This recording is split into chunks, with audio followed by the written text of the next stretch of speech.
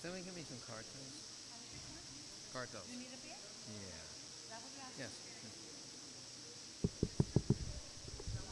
Hare Krishna.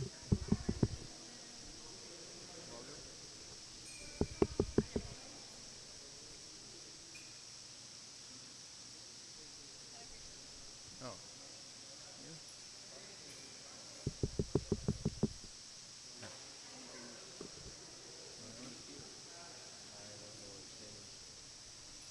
We'll plug it in the same place. Right, tapping that one. Hare Krishna. Hare Krishna. No, something's different.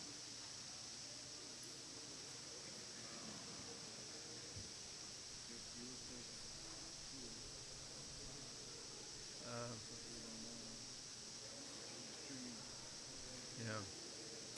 So this. Okay, so I'm not sure if they'll hear me or not.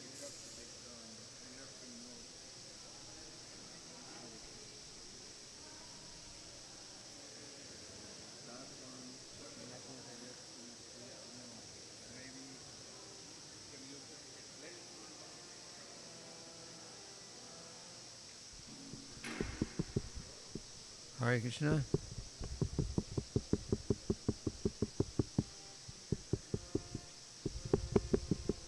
Hare Krishna.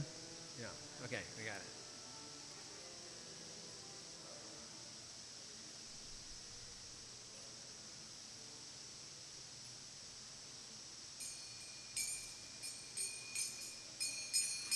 Jaya Radha Madhava Kunja Bihari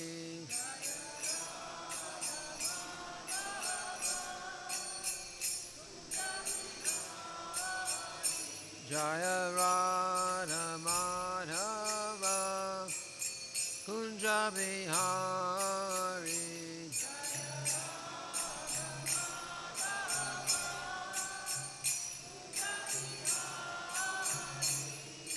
Gopi Chanda Ballabha Girivaradhari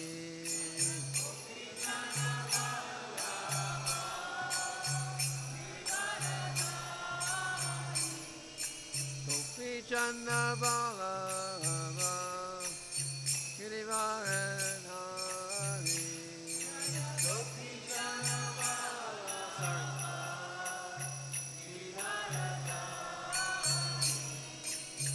Yashoda Nandana Praja Jana Ranjana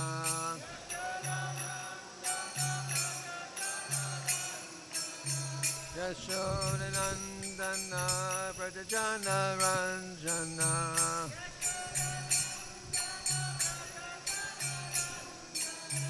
Yamuna Tira Vanachari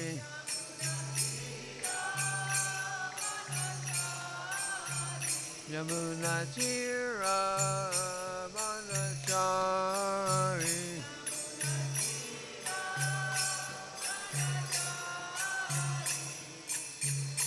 Hare Krishna, Hare Krishna, Krishna Krishna, Hare Hare, Hare Rama, Hare Rama, Rama Rama, Hare Hare.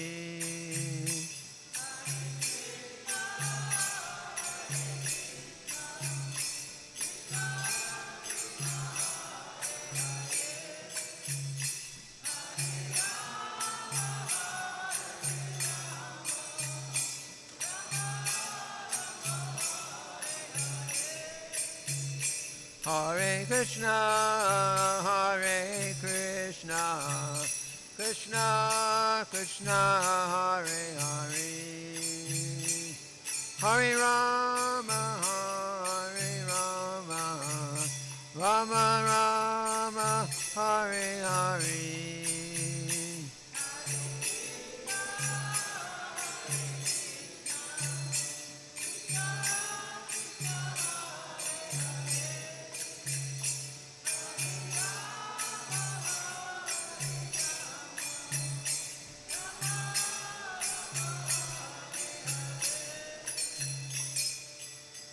Prabhupada ki jai.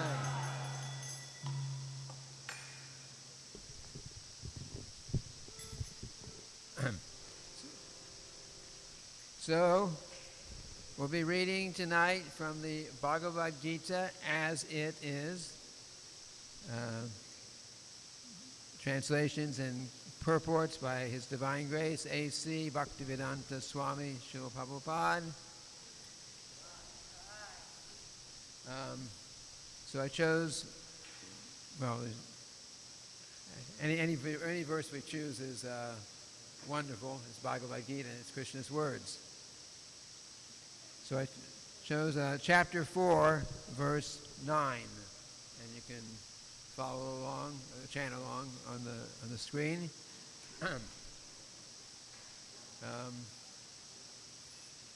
Janma karma cha me divyam evam yo veti tatvataha Chaktva dehang punarjanma Naiti mam eti sorjuna Janma karma cha me divyam Evam yo veti tatvataha Chaktva dehang punarjanma Naiti mam eti sorjuna Janma karma cha me divyam Evam yo veti tatvataha Chaktva dehang punarjanma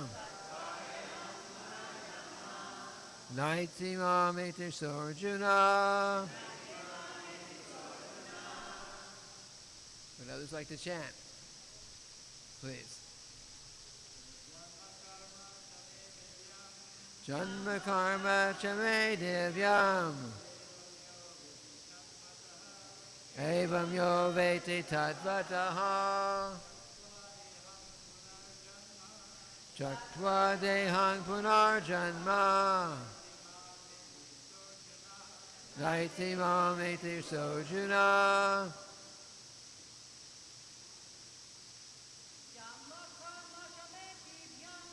Janma karma cha me divyam Evam yo veti tatvataha Chaktva dehang punarjanma Naiti mam eti sojuna Janma karma cha me divyam Evam yo veti tatvataha Chaktva dehang punarjanma Naiti mam eti sojuna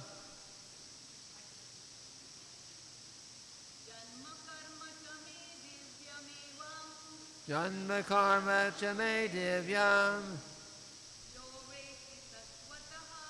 Evam yo veti tatvataha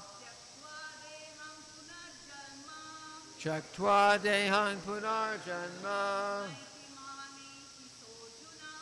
Naiti mam eti sojuna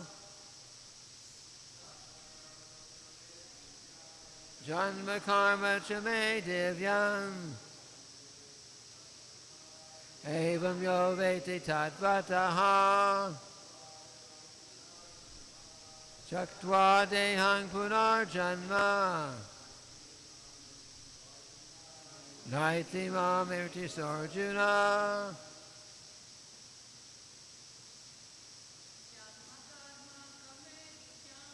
Janma karma cha me divyam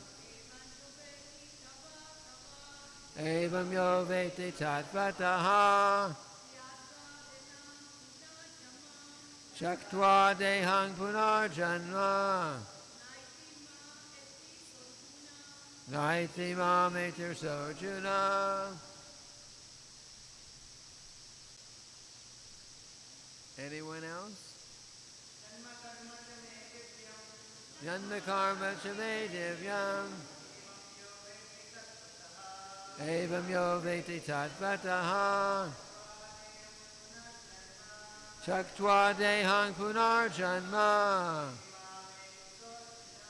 naiti mam iti sarjuna janma karma cha me divyam evam yo veti tatvataha chaktva dehang punar janma naiti mam iti sarjuna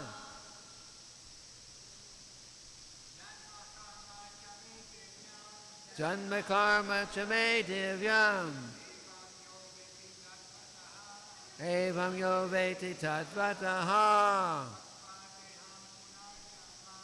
chaktva dehang punar janma naiti mam iti sarjuna. Okay. Janma karma cha me divyam evam yo veti tatvataha chaktva dehang punar janma naiti sarjuna. Okay, so let's go to word for word.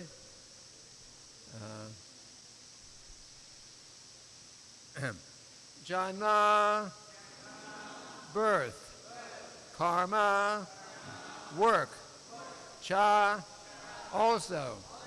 Me, of mine. Divyam, transcendental. Evam, like this. Yaha, anyone who. Veti, knows. Tatvataha, in reality. Chaktva, leaving aside. Deham, this body. Punaha, again. Janma, birth. Na, never. Eti, does attain. Man, unto me. Eti, does attain. Saha, he. Arjuna, O Arjuna.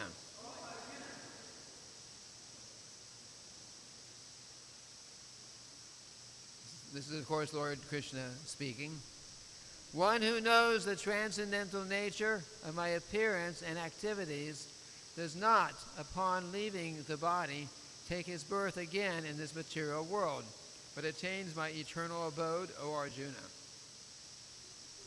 We can repeat. One who knows the transcendental nature of my appearance and activities does not, upon leaving the body, take his birth again in this material world, but attains my eternal abode, O Arjuna.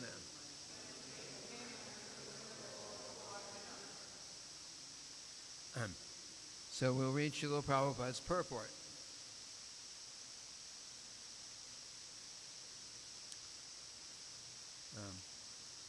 The Lord's descent from his transcendental abode is already explained in the 6th verse. One who can understand the truth of the appearance of the personality of Godhead is already liberated from material bondage, and therefore he returns to the kingdom of God immediately after quitting this present material body. Such a liberation of the living entity from material bondage is not at all easy. The impersonalists and the yogis attain liberation only after much trouble and many, many births.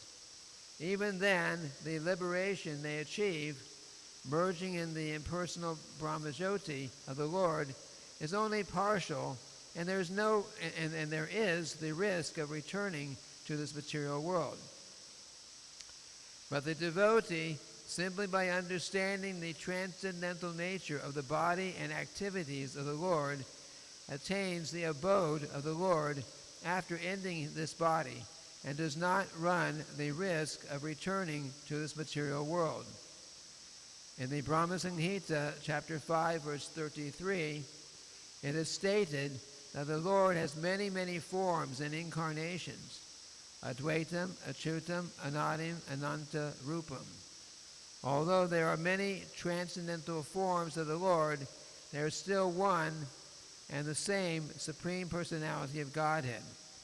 One has to understand this fact with conviction, although it is incomprehensible to mundane scholars and empiric philosophers.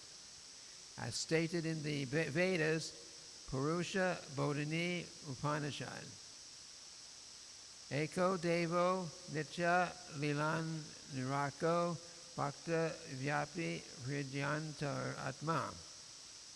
Quote, the one Supreme Personality of Godhead is eternally engaged in many, many transcendental forms and relationships with his unalloyed devotees. End quote.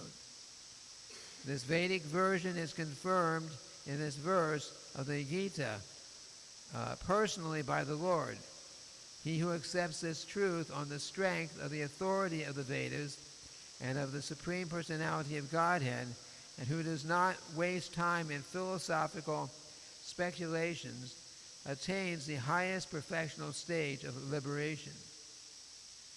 Simply by accepting this truth of faith, simply by accepting this truth on faith, one can, without a doubt, attain liberation. The Vedic version, Tat Twamasi, is actually applied in this case. Anyone who understands the Lord to be the Supreme, or who says unto the Lord, you are the same Supreme Brahman, the Personality of Godhead, is certainly liberated instantly, and consequently his entrance into the transcendental association of the Lord is guaranteed. In other words, such a faithful devotee of the Lord attains perfection, and this is confirmed in the following Vedic assertion. Tam eva vidit vati mrityum iti nanyat panta vidyate yanaya.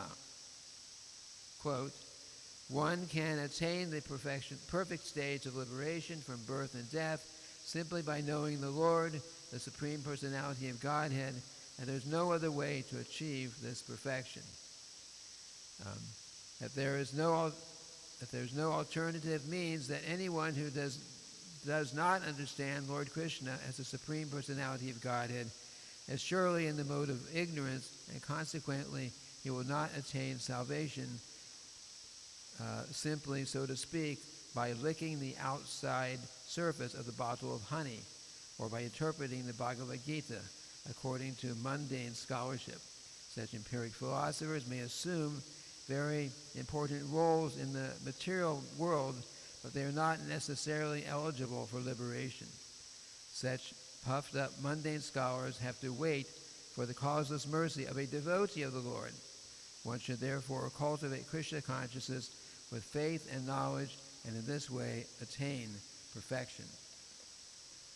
And the verse again. One who knows the transcendental nature of my appearance and activities does not, upon leaving this material body, take his birth again in this material world, but attains my eternal abode, O Arjuna. So what is this nature? What is this nature that we are to understand? This nature is that, just like we take many births in this material world. We're born. We leave this. The soul leaves the body. We take another birth and another birth and another birth for millions and billions of years, probably. But and every birth we forget what we did in the previous lifetime because we are changing our material body. Lord Krishna is different. Lord Krishna, he appears in many different incarnations. He appears again and again and again, but he does not change his body. He always appears in his original form. He says Arjuna is asking that how is it that you, Lord Krishna had said that earlier in the chapter, I think, the same chapter, that Krishna says that I spoke this imperishable science to the sun god Vivaswan, and it's been passed down in this way. So Arjuna is wondering how can you be spoken to the sun god Vivaswan, which was Srila Prabhupada said was maybe 120 million years ago, before that time. So how could you do that? How could you speak to the sun god Vivaswan, and yet you're here? You appeared in this world, a short time before. And Lord Krishna says, because we both appeared, we've both taken birth many times, but I remember all of these births, not exactly births, but he said, I've never appeared, I remember all these times that I've appeared, and I do not forget anything from my previous appearances. So this is part of the understanding. This is part of the understanding of that we need to have of Lord Krishna. Lord Krishna is not an ordinary conditioned soul like us. We are forced to take birth. We were forced to take in this lifetime to take birth because of some activities, some attachment to the material world, some sinful activities previously, and if we do not become Krishna conscious, then we'll be forced to take another birth in the material world. But Lord Krishna, he does not take birth. He always appears in the same body. He may look differently in different incarnations, but he's the same personality of Godhead, appearing again and again. So if we understand the transcendental nature of Lord Krishna's appearance, not just his appearance, his activities, why he actually comes to this world, that if we can actually understand that, then we become qualified to go back home, back to the spiritual world. But Srila Prabhupada explains in this purport we just read that you cannot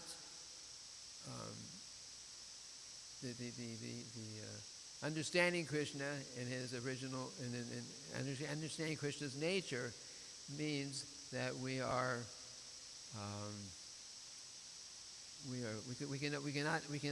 cannot understand it. We have to understand it by revelation. Revelation means that somebody else is giving it to us. We cannot.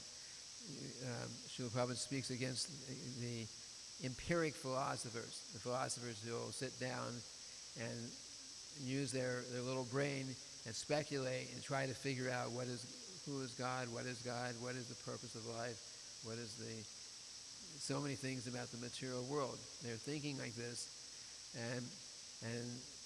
but they will never ever be able to figure out God.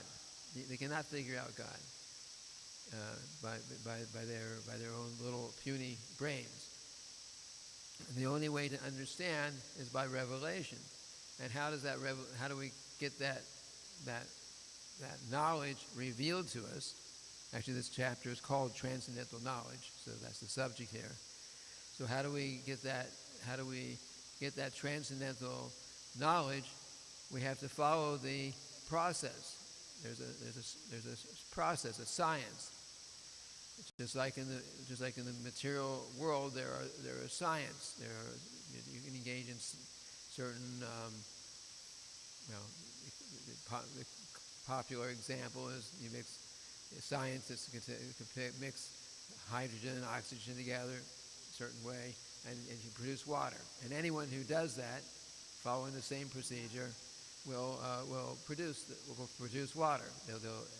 It'll work again and again and again as a science.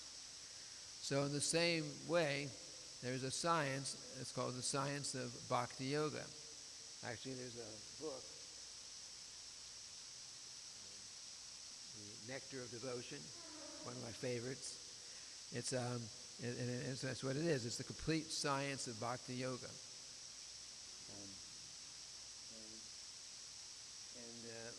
And in our practice of Bhakti Yoga, we engage in what is called sadhana bhakti.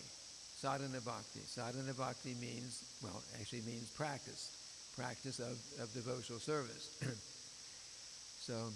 But our practice of devotional service, this kind of practice, is not practice like you learn to play tennis or you learn to play tennis, for example. Somebody teaches you, and you go out there and you keep trying and trying and trying, and you maybe become an expert tennis player. But sadhana bhakti means that we engage in certain prescribed activities, like chanting the Hare Krishna mantra, like avoiding certain unfavorable activities, sinful activities, we would call them, like eating meat, illicit sex, intoxication, gambling. We give these things up. We worship Krishna in his deity form. As we see that our deities are dressed very opulently, and we do this twice a day, every day, for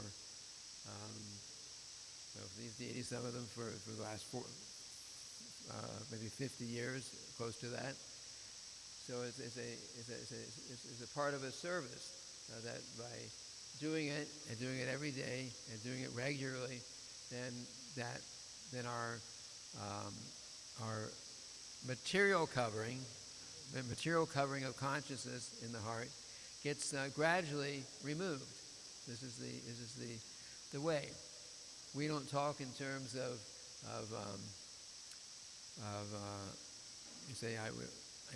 we convert someone to be a Hare Krishna devotee. We don't convert. That everyone is by nature Krishna conscious. It is our spiritual nature. Everyone by nature is Krishna conscious already. But because for many lifetimes, we've been very attached to this material world, material nature, and we've tried to enjoy more and more, and without actually becoming happy. We've tried to enjoy, and while trying to enjoy in the wrong way, then we become more and more covered, we become more and more covered. We become more and more forgetful of the Supreme Lord. So the process of sadhana bhakti is so nice. The process of sadhana bhakti is so nice that by chanting Hare Krishna, by seeing the deities, by worshiping the deities, by kirtan, like the chanting we were doing a few minutes ago, by cooking nice preparations for Krishna to eat, by regularly reading and hearing and discussing wonderful literatures like this is Bhagavad-gita and the Srimad Bhagavatam that we read in the morning. But all these activities are very pleasing, and by doing these, then the dirty covering, the part that makes us forget about God, that gets washed away. Just like a mirror. If you have a mirror, but it's been sitting untouched, facing upward for 10 years, it's going to have pretty thick dust on it, right? But the mirror itself has the natural tendency, natural ability to reflect light, but it's covered with dust. But if you follow the process is to wash away, dust away wipe away the dust, then the natural reflecting tendency of the mirror is there. So in the same way, we have our nature is to be Krishna conscious. Our nature is to be Krishna conscious, and by washing away the dirty covering through this process that I just described, then the natural Krishna consciousness which is already there, shines through. And the process itself is very pleasing. Srila Prabhupada mentions the yogis and the certain philosophers, impersonalist philosophers, that they work very hard, sometimes for lifetimes, take birth again and again and again, trying to perfect their particular path that they're on, so they can become, liberated. But their liberation, especially the impersonal liberation, it simply means that if you achieve perfection, you merge in this Brahma Jyoti, which is nothing but Krishna's, the effulgence of Krishna's body. But Srila Prabhupada says it's very difficult to get to that point, and it's very difficult, and even if you do get to that point of merging in this Brahma Jyoti, in all likelihood, in due course of time, you'll fall down from that position. You cannot stay there. And why? Because there's no activity. The soul, which is our real self, we want to be active. We are by nature active. We either have to be active doing something spiritual, or we have to be active doing something material for sense gratification. But but the soul wants to be active. So in this, if one, after many, many births, gets this impersonal liberation, because that's what they've strived for, there's no activity. The soul is simply there, experiencing eternal time. No hankering, no lamentation, no actual miseries, but they cannot do anything. There's no activity. So it's just a matter of time, maybe a long time, but a time that will pass quickly, that they will, in all probability, give up, not be able to stay there, because they'll have desire, they still have desire, and they will again fall back down to the material platform and engage in some kind of material activity again. So what Krishna is offering here is that by by following the process of Krishna consciousness, sadhana bhakti, we can, in this lifetime, this is not something we have to do again and again for many lifetimes. If we take it seriously in this lifetime, we can finish up our business here. We can finish our business, and we can go back home, back to the spiritual world. We go back to the spiritual world. And the spiritual world means we go there and we stay there. We're not, in fact, Lord Krishna, we may think that, if I fell from spiritual sky and I got it all entangled here, what if I go back to the spiritual world and I mess up again and come back here for another 10 zillion years? And Krishna says that having once returned to my eternal abode, you will never come back to this miserable material world again. So that's Lord Krishna's promise. We made a mistake once because we fell here, but once we get out of this prison, so to speak, the prison of the material world, then we will not take another birth in this material world. We will not be forced to come back here again. We will not make the same mistake and come back here again.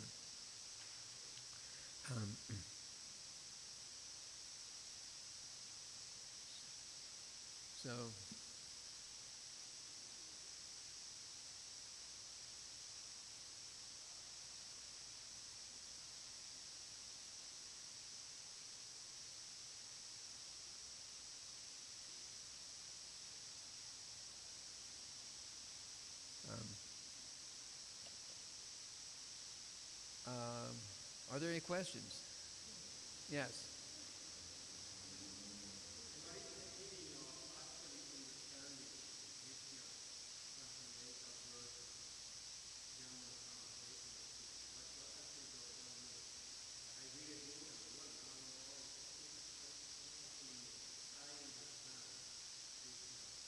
Yeah.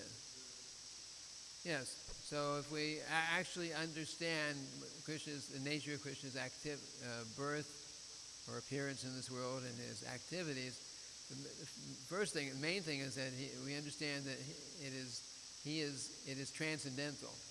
It means, unlike us who have taken birth again and again and by force and forgotten our previous births every time, Krishna, he is God. So he appears here for his own purpose, and he does not forget anything. Krishna is not forced to. He is not forced to come to this material world. He comes here for our benefit. So, and of course, his activities are also all transcendental, not just his appearance. So Krishna can do everything he does. He's not unlike us who are basically forced to act in different ways by the material nature. Krishna does everything of his own free will. He's not forced by the material nature to do anything. So if we can understand Krishna's supreme position, then if we can understand Lord Krishna's supreme transcendental position, then of course what do? We engage in his devotional service. It's not just that we we just read in Bhagavad-gita, Krishna's transcendental. He's not forced to come here. He doesn't forget his previous birth or his previous appearance. Not that we just read it and say, okay, that was nice. I guess I'm out of here, back to the spiritual world.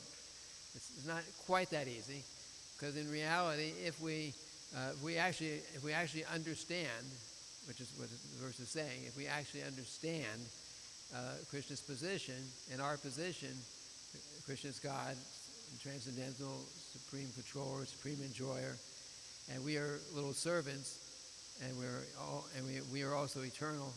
If we understand this, our position and Krishna's position, then what do? We engage in Krishna's devotional service to Krishna. So that is the path. Not that we just say I understand, but if you actually understand, then you act on it. Real understanding means you act on that realization.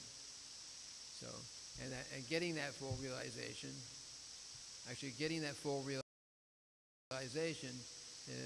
will come naturally by engaging in the path of devotional service.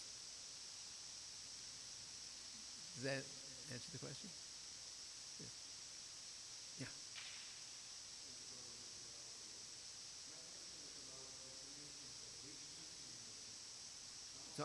Talk a little bit louder. Actually.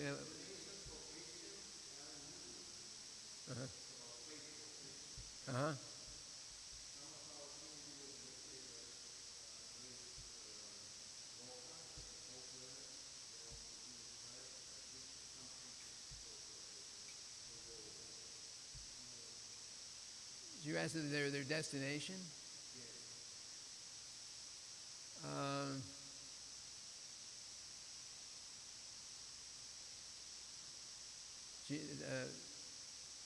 If you're following Jesus, you'll go to where Jesus is.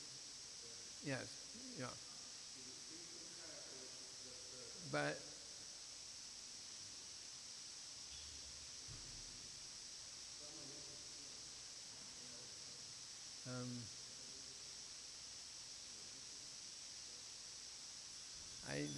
I can't.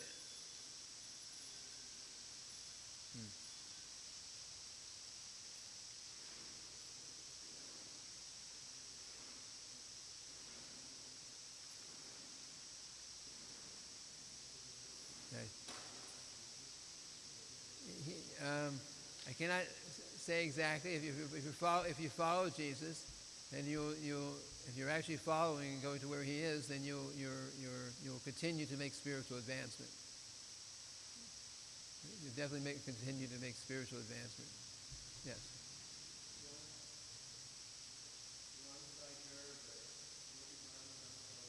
Mm.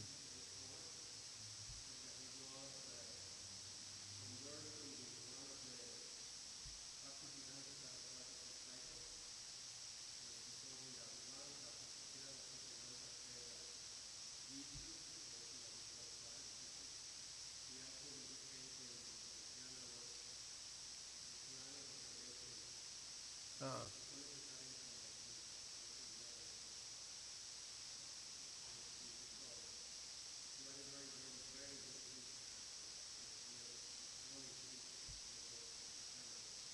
Okay, so if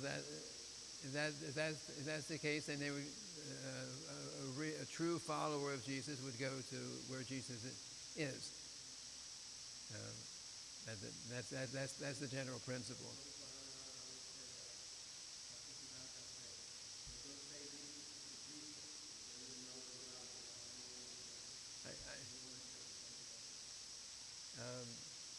I can hardly hear you, Mac.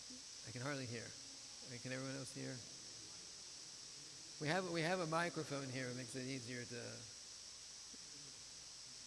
to speak.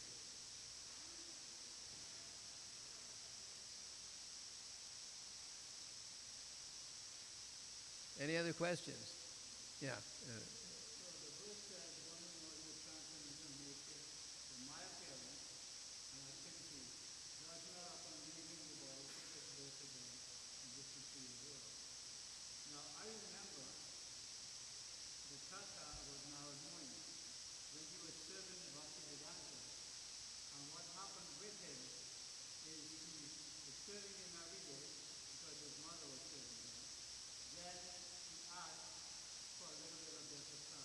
Yes. And he said at that point, the very nature of the transcendental became exceedingly keen. So my question is how we can make the transcendental knowledge appealing to us so that we can actually take the path back home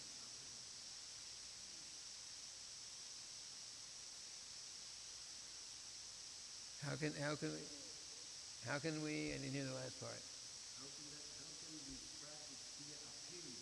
Oh. So that it would inspire us to go back home, to give us more motivation. Oh. If we are, the process itself is actually very pleasing in itself. So if we regularly chant and we regularly engaging other devotional service, the nature of the soul will naturally feel very start becoming attracted more and more. I mean, that's. So that's true. But how do we come to that position? What brings us to that point where we decide, okay, I'm going to chant Hare Krishna, I'm going to follow these principles, I'm going to take a spiritual master. What brings us to that point? Well, yeah. So the path starts with before we there's steps. So it starts off with Shraddha. Shraddha means the very beginning of Shraddha means that Shraddha means faith. So even if the most basic kind of faith, it means at least we have a little faith to want to come in contact with devotees. We feel, just like everyone here is here. Somehow or other there is some faith, some desire to come here. That's what we're all discussing. And then once there's a little bit of faith, then and you actually come in contact with a devotee, or a temple somewhere, or a devotee somewhere, then of course, well, that's the second stage. The second stage is it's called sadhu sangha. Sadhu sangha. So sadhu sangha means the association of devotees. So if you have a little desire, a little attraction somehow, first of all, that little attraction, also we get that opportunity also because of some past pious activities. Just like if someone gets even in previous lifetime, or maybe have gotten a little prasadam, or heard a little chanting Hare Krishna, maybe they didn't even do anything in the way of Krishna consciousness previously, but that was something that purified the heart a little bit, so that in this lifetime they get that opportunity when it's the right time. The guy, I never really thought too much about a lot of, I knew nothing about Krishna consciousness, but when I was around 19 years old, I met a devotee. And when I met the devotee, when I met a devotee, then it all just happened. And so I never before I met a devotee, I never really thought about being vegetarian. I thought everyone in the world everyone in the world eats meat. I thought. I was thinking at the time. I thought you never really thought about it, but when I came in contact with one devotee, and then he spoke for a couple of minutes, 10 minutes, and all of a sudden he's answering my big questions that I couldn't, nobody else could give me answers to, and I thought, and then I realized this is where I want to go.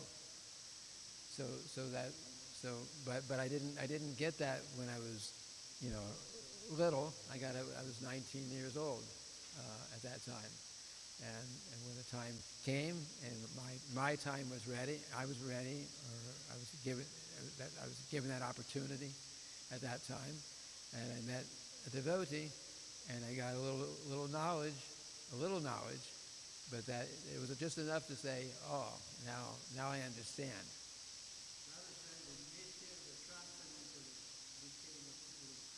Yes. Yes. So the thing there is because of an outside influence. It's like you're trying to do a job and you have many tools, and you try all the tools and you can't get it done. You go to the hole and you fall in the spot. You come in here with special tools and you fix it right away. Yeah. Because of the intervention of the devotees in our lives, we get that opportunity.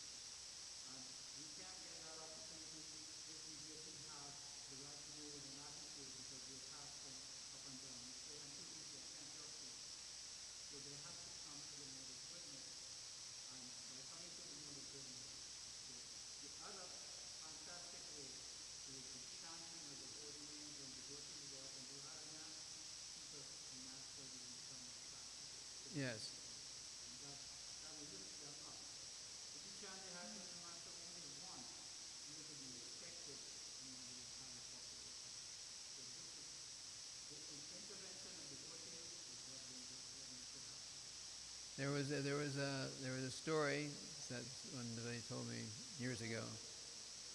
I don't remember which temple this was in, but many years ago.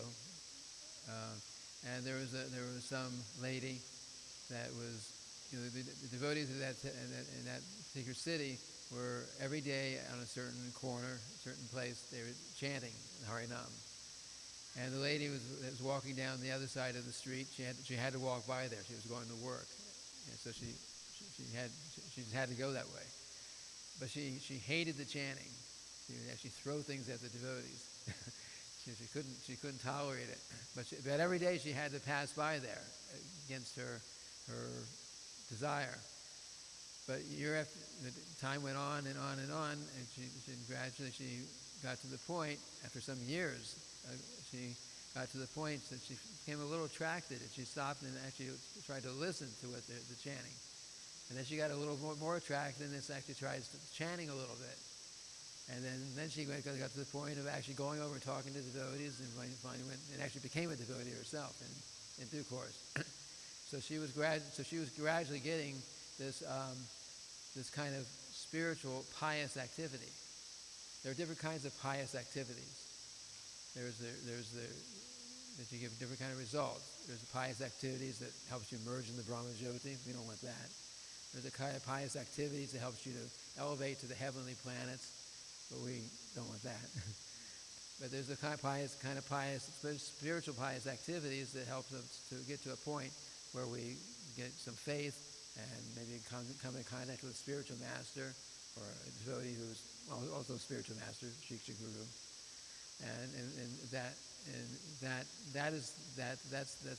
That's the kind of pious activities. We call it a Gyata Sukriti. A Gyata Sukriti.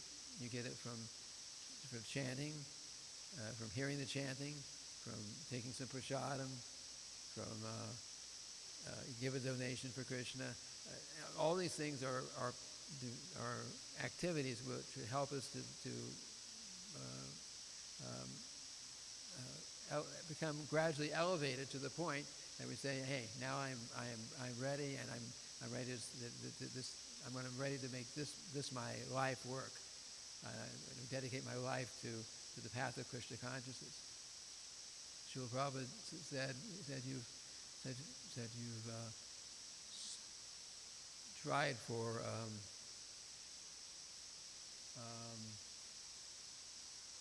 I can realize I'm over time. Srila Prabhupada said that you've tried for many lifetimes in so many ways to become Krishna conscious. To become happy, not to become Krishna conscious. So many times you tried to become happy, but you never became happy. So then Srila Prabhupada said, so just this one lifetime, you've given millions of lifetimes for Maya, the material energy. In this one lifetime, you please just chant Hare Krishna and give one lifetime for Krishna. You gave millions of lifetimes for Maya, give one lifetime for Krishna, and then your life will be perfect. So that's what we are trying to do, and that's what we're encouraging others to do also.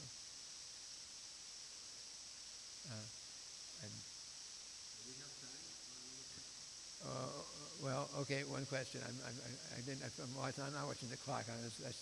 Class ended at 15 minutes ago. But one more question. I was trying to ask a question, but at the same time I was thinking, I think I answered it myself.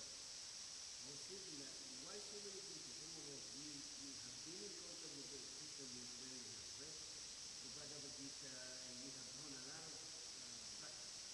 But still, we don't come to the platform of surrendering ourselves to take the path seriously, to go take Sarada Bhakti, wake up in the morning, do what you're supposed to. We know more and more. And we are lazy to do it. We are still attaching material things, and it makes us difficult. Right now we feel happy because we're chanting, and then when the show is finished, we go out there, the life becomes a little bit hectic.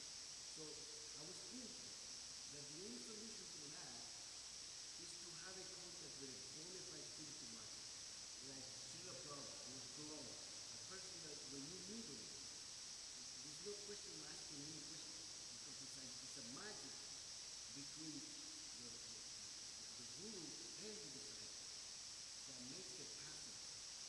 Am I right? What I'm trying to say that having a contact with the enlightened spiritual master, Yes. a real master. A lot of people they just talk, they know the language of the Vedas, but they have nothing here. But when you encounter a person like Srila Prabhupada, right? Yes. And most likely everybody that met Srila Prabhupada, they start. They say that needs to become pure. Am I right? Yes, we need to come to the point of accepting a bona fide spiritual master. And of course, Srila Prabhupada is such a spiritual master, but we need to be initiated also. And Srila Prabhupada is not physically present now, so of course we cannot be initiated by Srila Prabhupada. But if you're initiated by someone who is representative of a guru, who's representative of Srila Prabhupada, then the same potency is there. So you accept the spiritual master, you teach, you accept the spiritual master, you follow, you serve the spiritual master, you follow the instructions, and if you take it seriously, then of course you can go on with your regular life, but at the same time become Krishna conscious. Okay. I'm sorry, I really have to stop. I have service here. Srila Prabhupada Ki Jai. Thank you for staying.